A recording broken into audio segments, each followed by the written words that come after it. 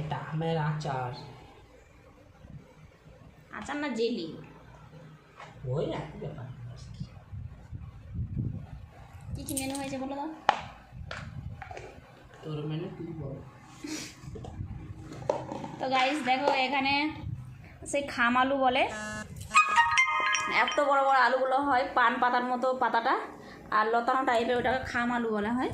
তো সাদা খাম আলু আর এঁচোড় আলু দিয়ে ঝোল ঝোল টাইপের একটু করেছি, মানে ঝোলও নয়, একটু রস রস করেছি আর কি। আর এখানে হচ্ছে কী শাক বললে এটা হচ্ছে কিমা শাক, সেদ্ধ করে মাখা করেছি। আর এখানে কুমড়ো শাক, কুমড়ো ডাঁটা ভাজা, আর এই যে হচ্ছে আম।